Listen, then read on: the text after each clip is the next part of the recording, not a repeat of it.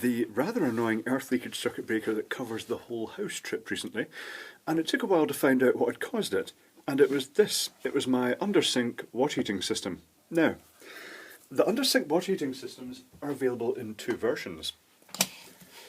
You get the vented and unvented. Now, the unvented is basically a tank, and you've got the water supply coming in, and then you've got a pipe going up here to the top of the tank, and that's out to the taps. Two taps, or faucets, as you guys might say. Faucets. And basically what happens, you get the heating element in here. Let's just draw a zigzag for the heating element. And this whole tank runs at full mains water pressure, and when you initially fill the system up, the water will fill up the tank till it gets to the top, and then it will go out to the taps. And at that point, when you turn the taps on, water will flow in from the bottom, and the hot water will get displaced at the top out to the taps. And the other version is called vented, and that's what this version is. With a vented system, it's very similar. You've got the pipe going up to the top, and you've got the pipe coming in at the bottom. But the tap that controls it is actually here. So, controlled water in. And this basically just goes straight to the tap. And the advantage of this version, the vented version, is that it's not under pressure.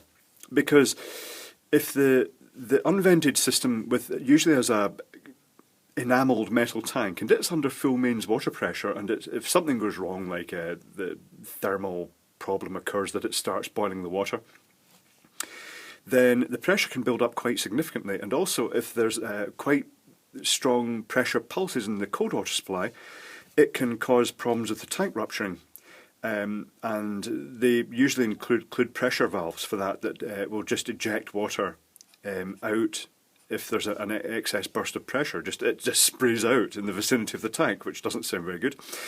And if these tanks burst, they just, not only does all the water that was in them come out, but it just keeps spraying. Because it's connected directly to the water mains, it just keeps going in, and it will flood your place. It's a bit messy. So when I wanted a local water heater under the sink in my kitchen, I chose the vented system. And it requires a special tap. It's basically looks like a standard mixer tap, and it's the hot and cold tap. But when you turn the cold one, it's got a cold water inlet, just a single cold water feed into the tap, and it goes straight out the actual tap outlet when you turn the cold. But if you turn the hot, it diverts it down to this tank underneath, and then it comes back up and it feeds out the tap. And the advantage is that, you know, it's not under pressure, and if it burst, all that would happen is the water in here would escape, and it's not a huge quantity. But because the water's not being continually fed to it, it means it can't flood. And I just chose that system because I thought it was safer. So here is the tank, and because it's not under pressure, it's plastic. And it's quite an interesting construction. This tank is inside the unit with a plastic outer case, but it's also flanked on both sides with shaped polystyrene, like this.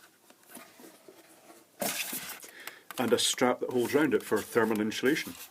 And the top of this polystyrene has features. It's got the recess for the thermostat, which is just a sort of knob in the front of the unit, and it's got the temperature sensor goes in the base here.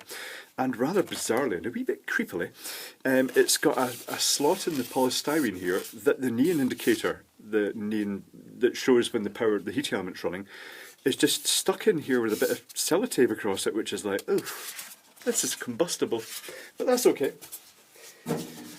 It's a nice enough design. So the bottom here comes off. The top two tap connections seem to be pressed on and then locked in place with these spring clips, and they can turn freely on the top. It's obviously just going into a rubber seal. And the bottom, the bit that holds the element in, is this locking ring here.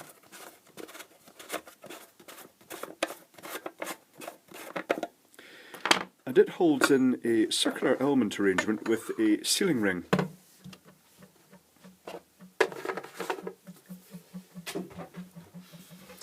And I reckon that this is where it's failed, because the element looks intact. It has gone down to earth, and if even an ordinary, let's grab the fluke. Even an ordinary resistance meter can detect, if you go between the metal here and any of the connections underneath, you can see that it's got a leakage, and that's exaggerated somewhat. It'll actually go down gradually until it gets to quite a low level, and then it'll sort of stabilise because it's a very low voltage DC test.